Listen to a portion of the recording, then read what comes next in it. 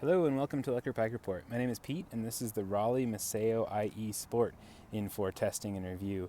This video will give you an overview of all the features of the Misceo Sport, and I'll have a full review with ride characteristics, pros, cons, range test results, all that information at electricbikereport.com. This bike retails for $26.99 at the time of this review, and we'll get right into the features here. So first of all, let's take a look at the 6061 aluminum frame here on the Misceo Sport. You can see the curved top tube, and definitely gives it some style, and the welds here look pretty solid. Nice junctions there at the seat tube and seat stays. The Misceo Sport comes with full rack, fenders, lights, lots of accessories. So you can see the attachment of the rack and fenders down there at the rear dropout. And this has the Shimano Steps mid-drive system. We'll get into the details on that in a little bit here. The Misceo Sport comes with a carbon front fork, and this is a little bit lighter, maybe provides a little additional shock absorption when compared to a rigid aluminum fork. So nice details on the frame and fork on the Misceo Sport here. Okay, so let's take a look at the Shimano Steps mid-drive system.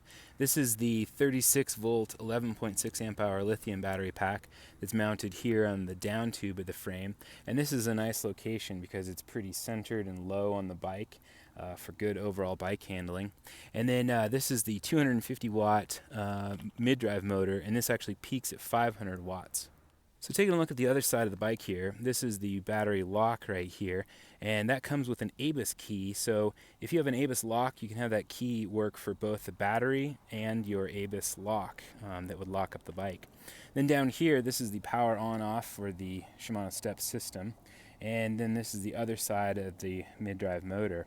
Now, Shimano uses three different sensors. There's the torque sensor in the motor here. There's also the cadence sensor in the motor there, and then on the back you can see a wheel speed sensor. So it takes all three of those sensors to provide you with the proportional assistance. After you unlock the battery, it just slides to the side like this, and you can see what that looks like without the battery installed. And then on the bottom you've got the connection to the charger. So here's the battery and charger, and you can see the charger is about the size of a laptop charger. And then on the back side here, you've got the connection of the charger to the bottom of the battery pack. The battery pack needs to be removed from the bike. There's not a charging option while it's on the bike. And then this is the plug for the normal wall outlet there. And charging takes about 4 hours from empty, although you get about 70% charge in the first hour and a half, so it's a nice way to quickly fill up the battery.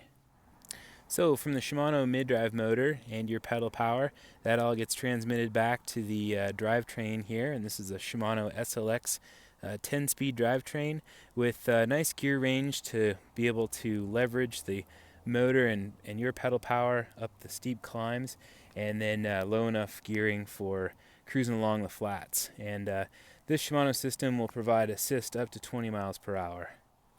Okay, let's take a look at the handlebar area. First of all, you've got the display here in the center of the handlebars. This is the control pad, which will change features on the display. And then you've got your hydraulic disc brake levers. This is the front, and then over here we've got the rear disc brake lever, and then the Shimano SLX 10-speed rear shifter there. So let's take a look at the display, and you've got a lot of different information here that they provide.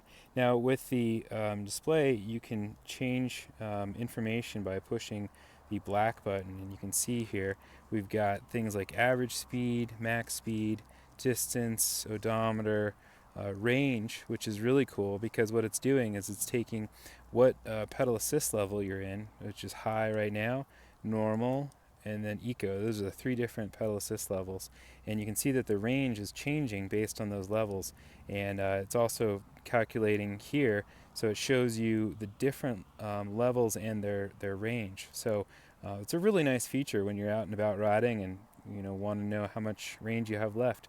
And here you've got your battery level indicator. So a lot of good information on the Shimano Steps display here.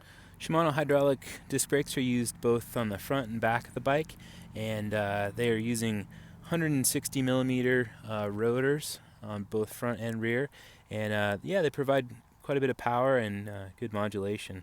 Look at the Kenda quick bitumen tires. These have a nice efficient center ridge and then also some grooves on the side for shedding water.